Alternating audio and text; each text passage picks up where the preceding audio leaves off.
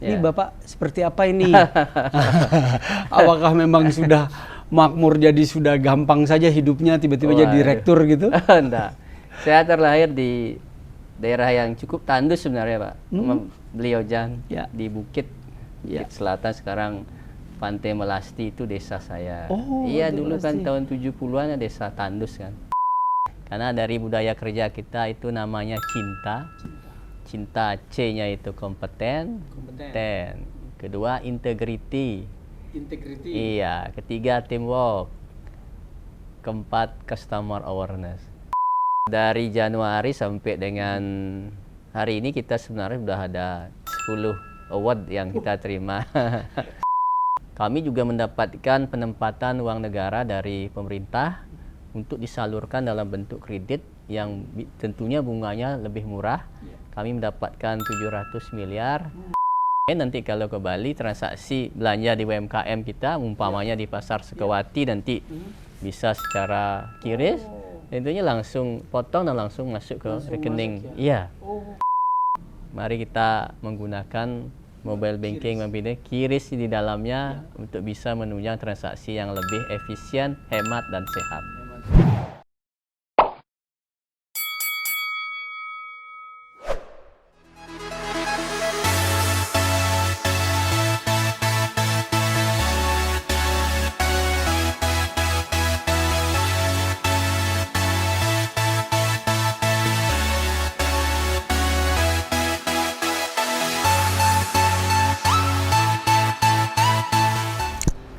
Sobat Tribuners, hari ini saya sedang berada di BPD Bali, tepatnya di wilayah Renon, Kota Denpasar. Nah, kali ini kita akan mewawancarai seorang tokoh, yaitu Direktur Utama BPD Bali, yaitu Pak Inyoman Soedarme. Ya, karena kita dengar-dengar beberapa waktu ke depan, yaitu tepatnya tanggal 5 Juni, Bank BPD Bali akan melakukan ulang tahun yang ke-59. Ayo, kita sudah tidak sabar lagi untuk langsung mewawancari beliau. Ayo, main, ikuti saya.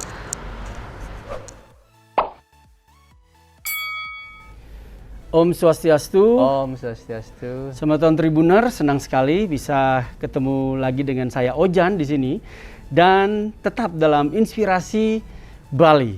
Hari ini kita kepoin salah satu direktur di perbankan yang ada di Bali, yaitu Pak Inyoman Soedarme, SHMH. Pak, waduh, memang dari hukum begitu Pak ya? Sarjana hukum ya? Waduh, nanti ini dari namanya aja sudah bertolak belakang ini. Jadi nanti kita akan gali di dalam.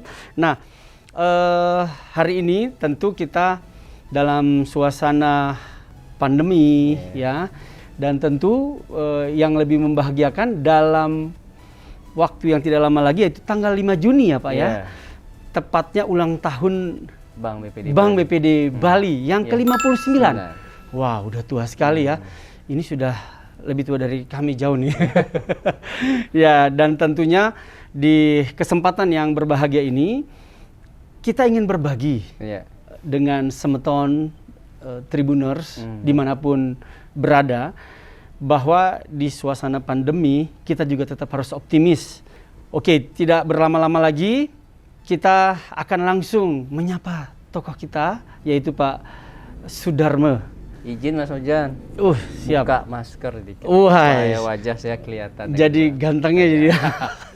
Nah, tadi Pak Soedarme, kita dari redaksi Tribun Bali sudah ada banyak pertanyaan nih yang kita mau sampaikan langsung dan tanyakan langsung ke Pak Soedarme. Tapi sebelum kita mulai langsung ke tema-tema yang agak-agak serius, kami pengen tahu sedikit terkait sama perjalanan karir Bapak dulu nih.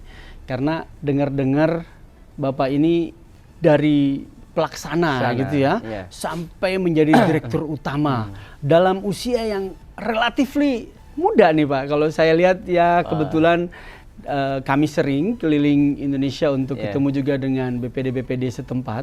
Bapak kayaknya salah satu yang termuda ini. Nah, bolehkah nanti kita bersama Tribuners sama-sama langsung mendapatkan spesial informasi tersebut?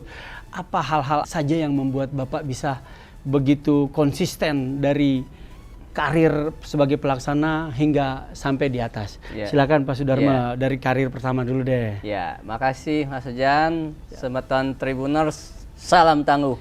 Wih, salam tangguh kemana nih?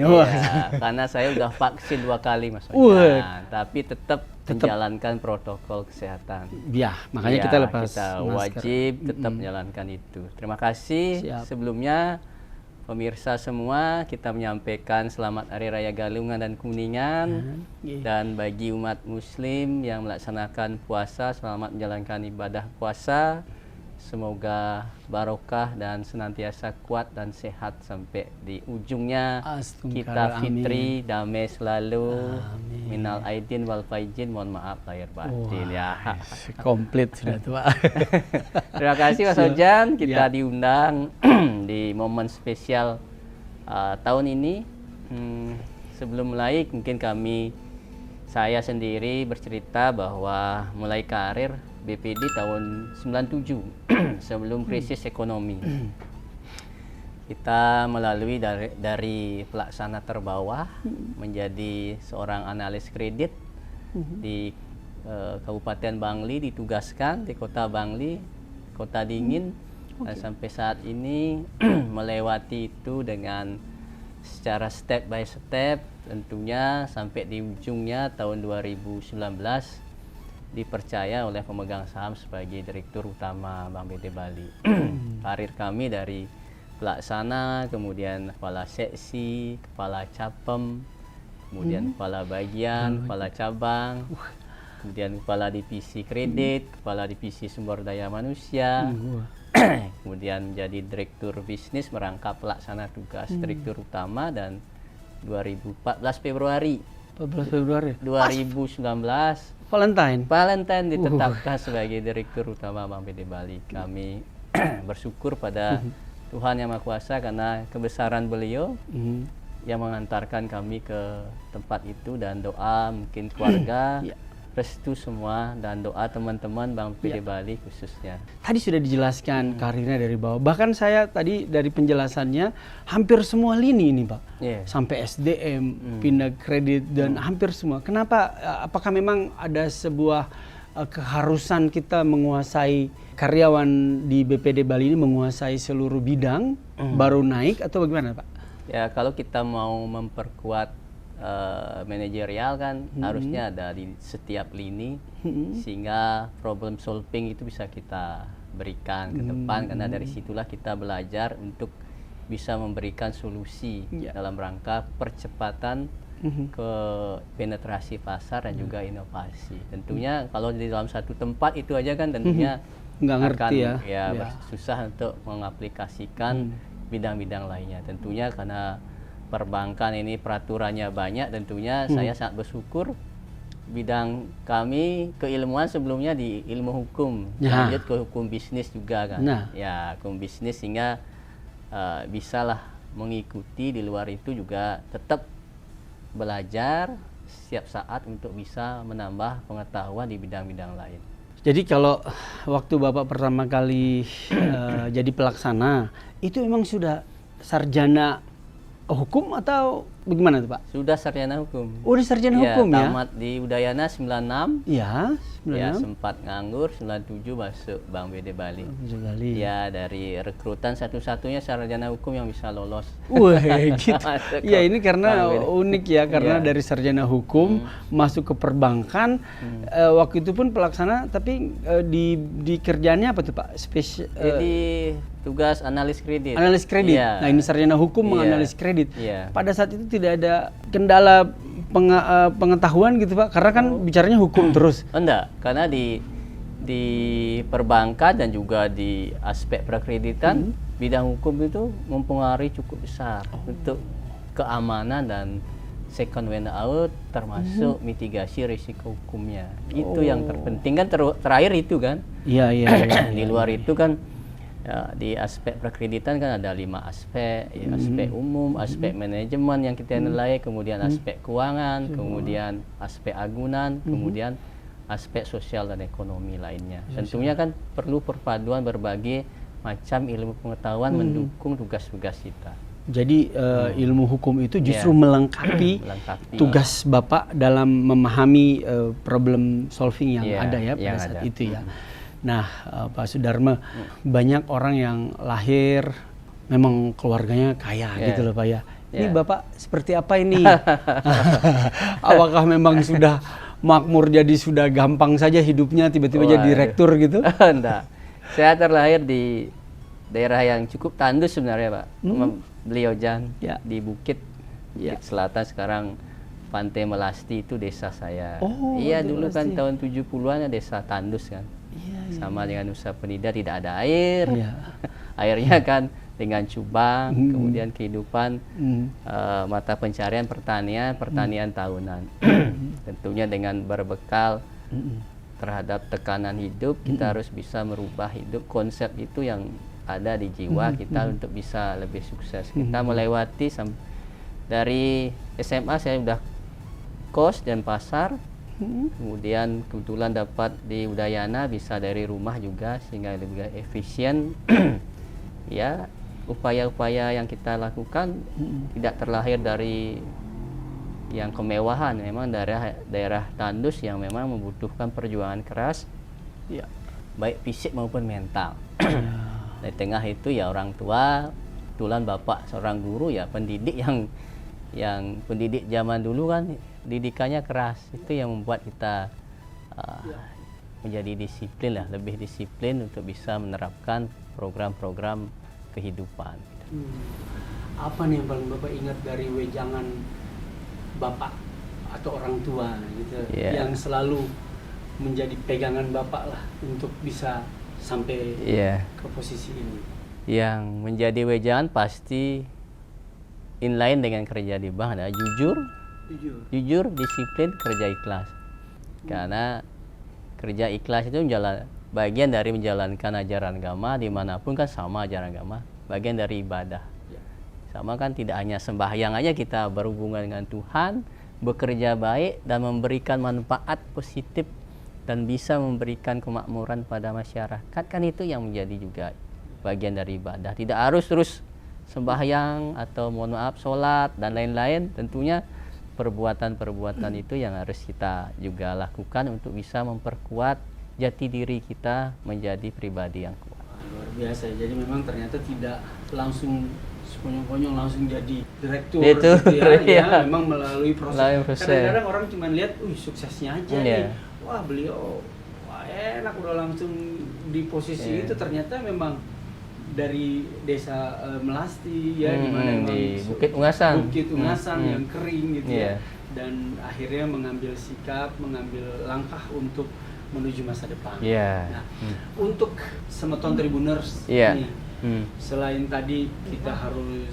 memegang 3 prinsip, jujur, ya kan, kerja ikhlas, disiplin.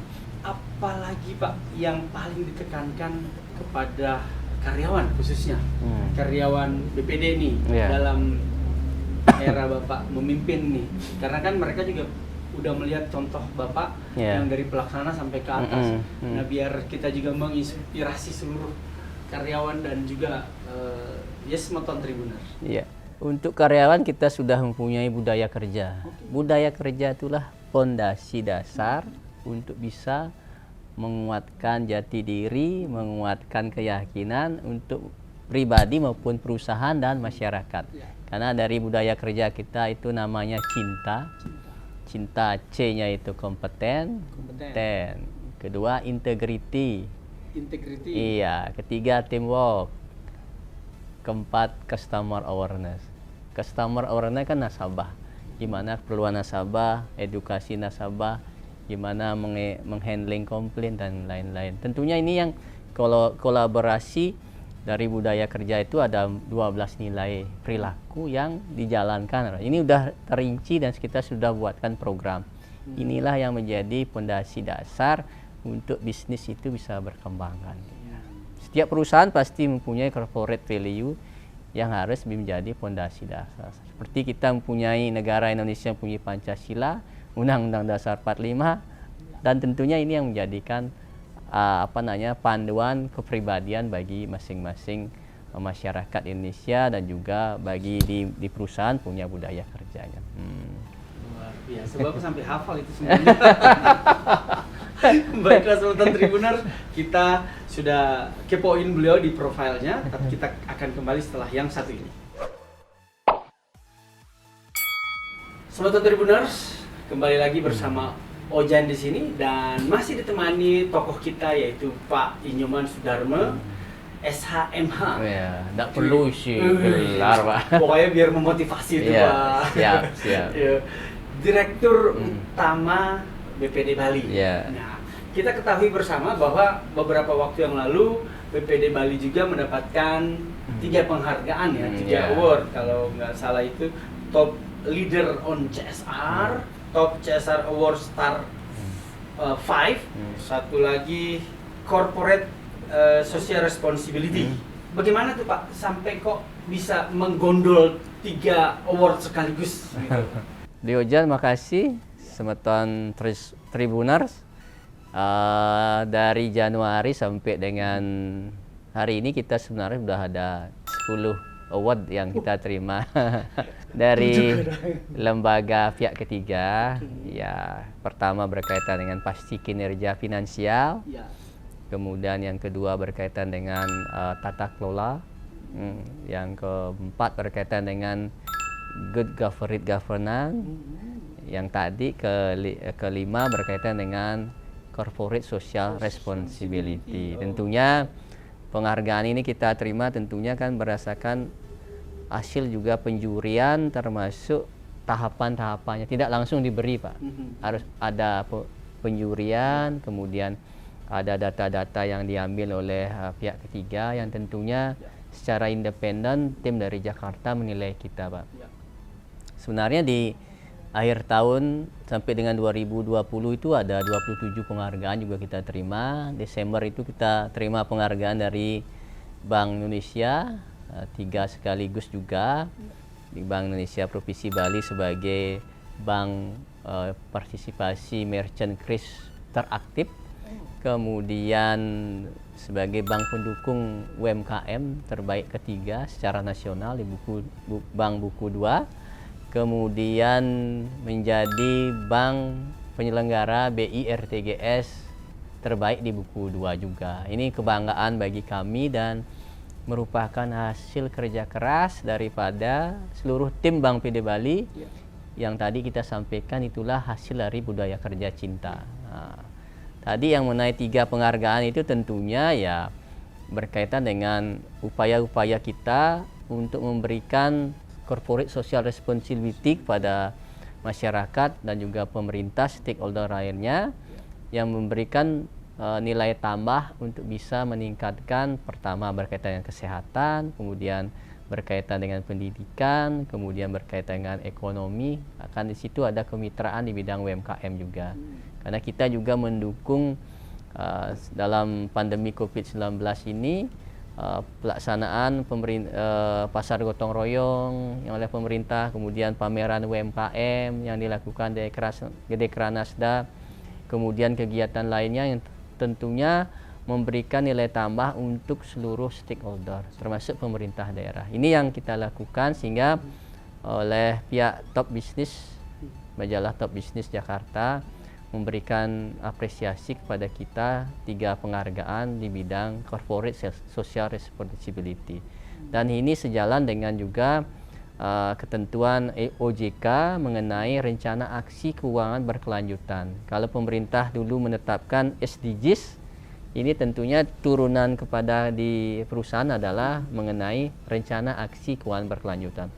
Karena program rencana aksi keuangan berkelanjutan itu bagian dari upaya menangani bidang-bidang sosial termasuk membuat energi bersih dan lain-lain. Itu yang dilaksanakan dan sejalan juga pemerintah Provinsi Bali saat ini juga membuat kebijakan mengenai energi bersih dan karena pandemi COVID-19 ini memberikan makna pada kita gimana kita berhubungan dengan alam itu harus seimbangan gitu. Inilah alam memberikan kita ke depan usaha-usaha apa yang kita lakukan untuk bisa memberikan yang terbaik bagi stakeholder termasuk alam semesta.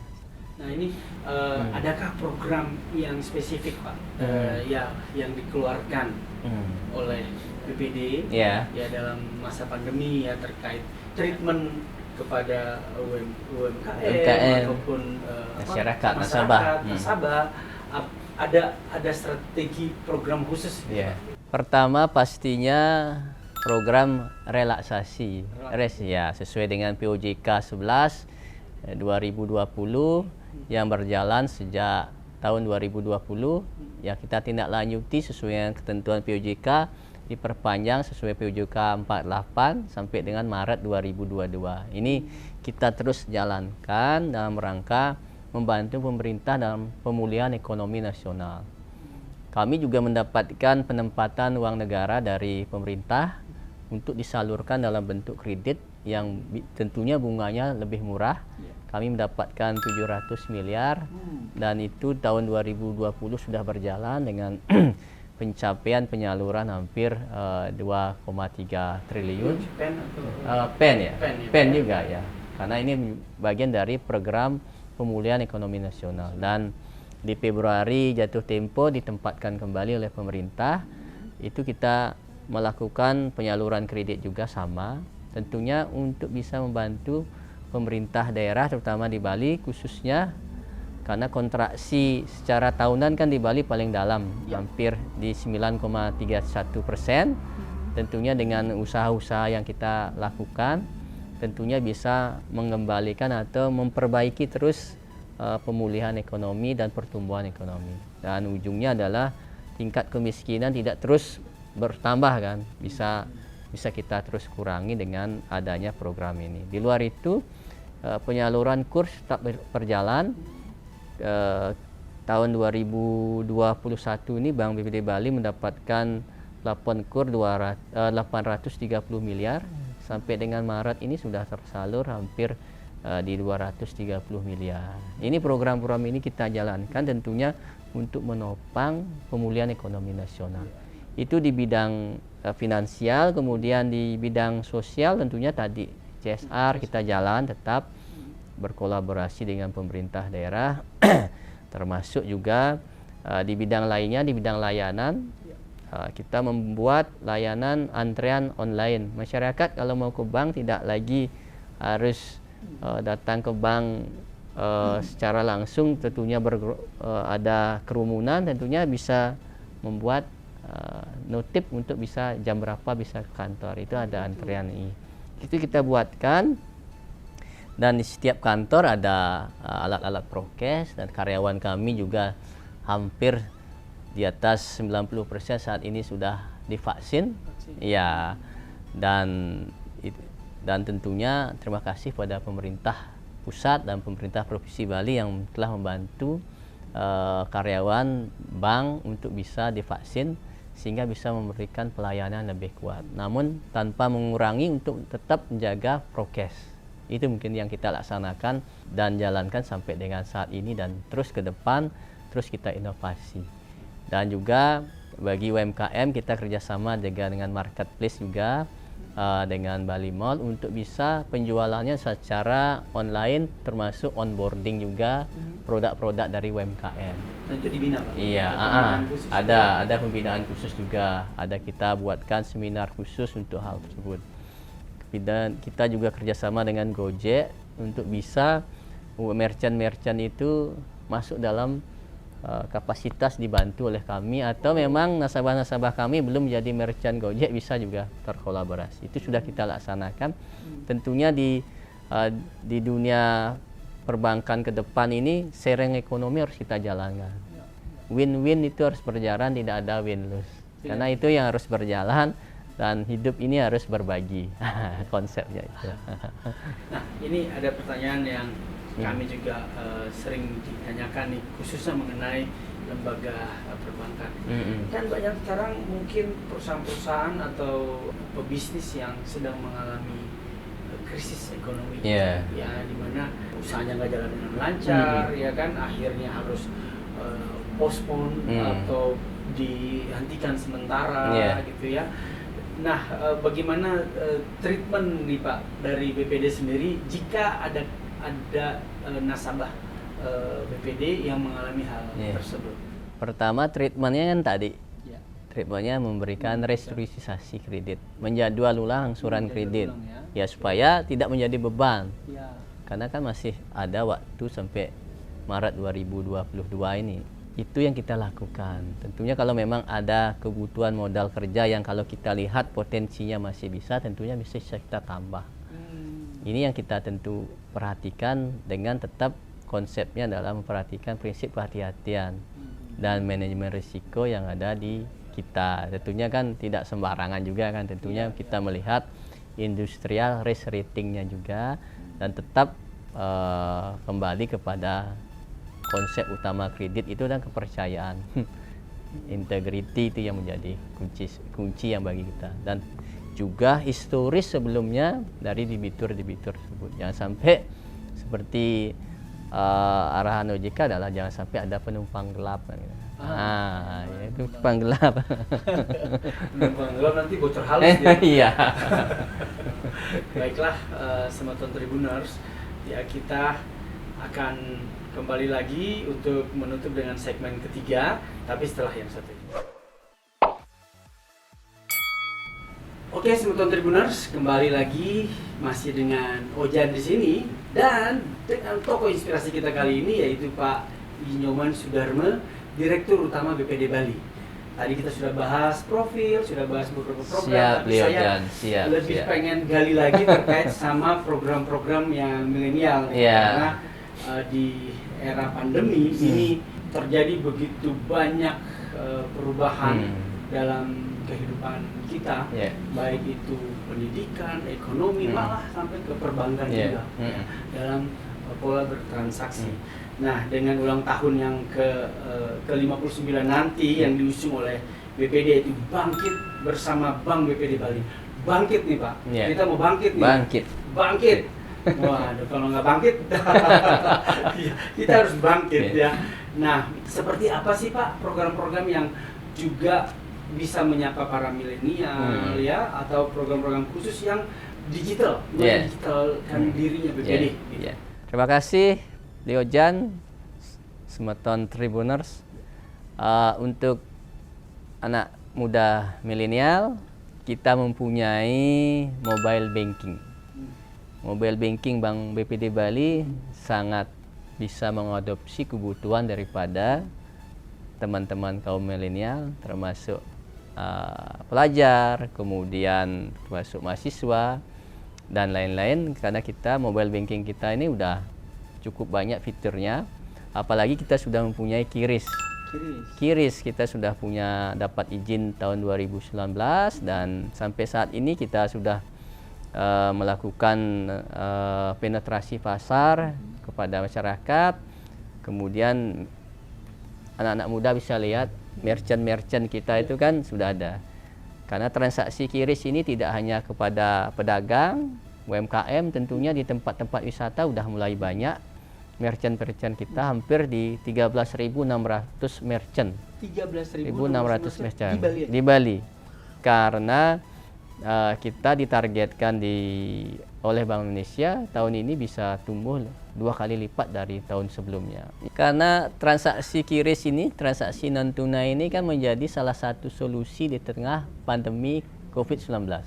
Karena tidak menggunakan uang tunai, tidak bersentuhan.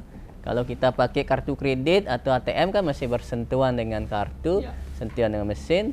Kalau dengan mobile banking Bank BPD Bali, tinggal download, kemudian buka seperti ini Mas Leo Jan. Nanti kita di sini ada menu transaksi, transaksi QRIS, tentunya secara barcode. Tinggal tempel kepada barcode, karena dari barcode tersebut QR itu kan sudah distandarisasi secara nasional.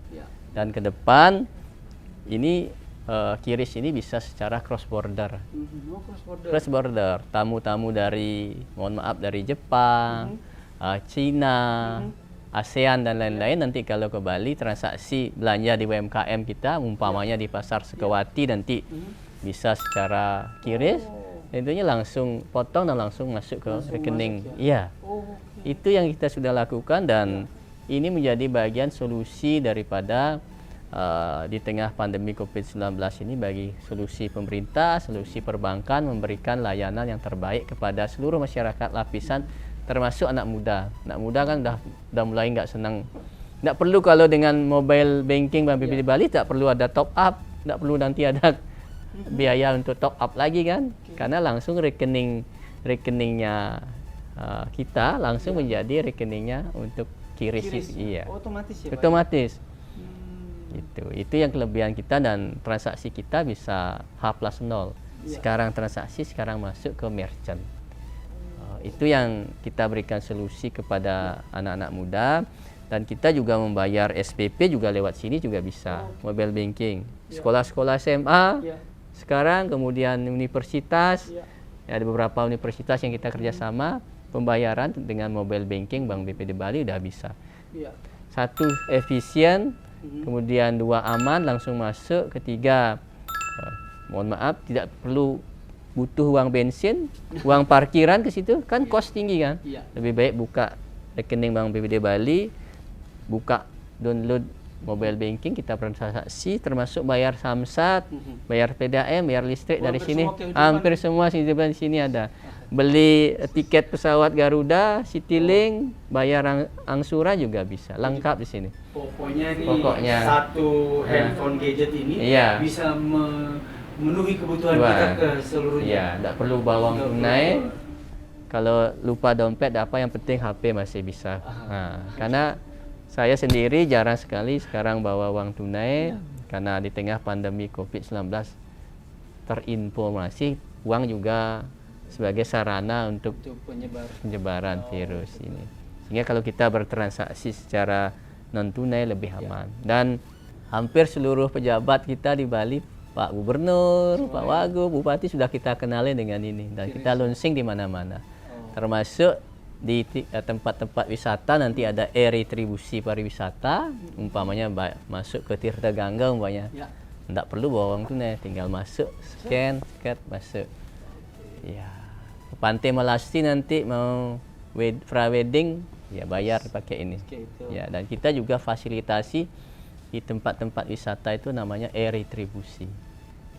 Ya, sehingga e-retribusi nanti pembayarannya bisa melalui kita mobile banking maupun melalui QRIS. Ini kita lakukan tengah pandemi COVID-19 pada seluruh lapisan masyarakat. Mari kita menggunakan mobile banking membina QRIS di dalamnya untuk bisa menunjang transaksi yang lebih efisien, hemat, dan sehat. Nah, tadi kalau nggak salah tadi Bapak juga sampaikan kerjasama dengan pihak ketiga seperti Gojek, dengan apa itu seperti apa sih Pak? Iya, kan sama juga nanti merchant itu ada QRIS-nya juga kan? Jadi kalau mau makan, mau pesan GoFood atau apa? Iya, bisa. Nanti bisa. Kita top up, nanti kita juga sudah dapat izin nanti top up untuk GoPay juga lewat mobile banking kita juga nanti ya. Kami sedang proses, tinggal dapat persetujuan dari regulator sehingga mobile banking kita akan lengkap. Sekarang bayar pajak bumi dan bangunan lewat GoPay juga bisa, karena ada kita kerjasama juga. Iya, semua ini sharing ekonomi harus dilakukan. Sharing ekonomi dilakukan. Tentunya kita menginginkan masyarakat diberikan kemudahan. Tidak harus transaksinya ke kantor, berkerumun banyak orang. Tentunya dari rumah bisa transaksi sambil melaksanakan dan efisien, aman.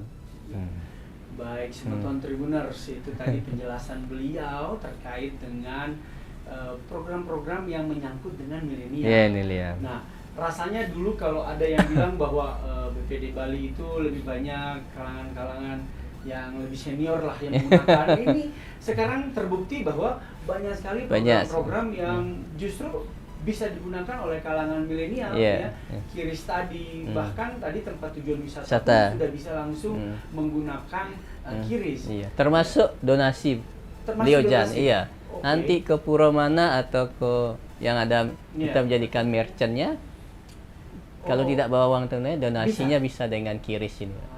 Itu lebih lebih baik lagi. Karena ya, kan Pak, ya? prinsipnya tangan kanan memberi, tangan kiri harus diam kan. Betul. Nggak perlu informasi dicatat. Iya, iya, iya. Jadi makanya tangan kanan aja gini doang. Baik, beliau ini dari awal tadi ketemu selalu sumringah, dan sebelumnya juga saya pernah ketemu beliau ya, kita coba sama-sama wine coffee ya saat itu ya. Ya, dan kita memang saat itu sudah punya komitmen nih Pak untuk kunjungin itu ya. Nanti mungkin di lain waktu kalau kita bisa turun langsung ke lapangan Pak ya, untuk menunjukkan ke Semeton Tribuners bahwa program-program ini tuh terlaksana dan memang kita perlu dukung Pak untuk segera kita bangkit bersama BPD Bali. Dan mohon maaf Leo Jan, yang terakhir kita wisata naik helikopter di Melasti juga kita udah dengan Kiris. Oh gitu Pak? Iya, kan bayarnya 4.400.000 satu paket, kalau ke situ bayar dengan ini 2 kali. Oh gitu? Iya. Waduh, siap. Nanti kapan-kapan nih Leo Jan kita ajak deh. Oh, siap, ke siap. situ. Kita pakai cobain gitu, Iya. terus kita keliling dari atas. Waduh, Iya, 12 menit bisa mengitari Bali Selatan, ya. melihat Bali Selatan dari udara. Wow, itu pengalaman yang tak bisa terbayangkan itu indahnya itu Pak ya. Iya. Oke. Semeton Tribuners, mari gunakan produk dan layanan Bank BPD Bali, karena Bank BPD Bali satu-satunya bank masyarakat Bali dan dalam kondisi sehat. Tentunya kami menyiapkan produk dan layanan digital yang memenuhi kebutuhan segala lapisan masyarakat. Terima kasih. Baik Semeton Tribuners, demikianlah diskusi kita, inspirasi kita dengan tokoh yang memang sangat memberikan sebuah gambaran baru ya terkait perbankan khususnya di BPD Bali. Semoga beliau tetap diberikan kesehatan ya, dan tetap semangat ya untuk tetap memberikan yang terbaik untuk BPD Bali dan juga masyarakat Semeton Bali secara keseluruhan. Kita bisa tutup sekarang Pak. Siap Leo Jan. Dengan mengucapkan Pranama Santi. Om Santi Santi Santi Om.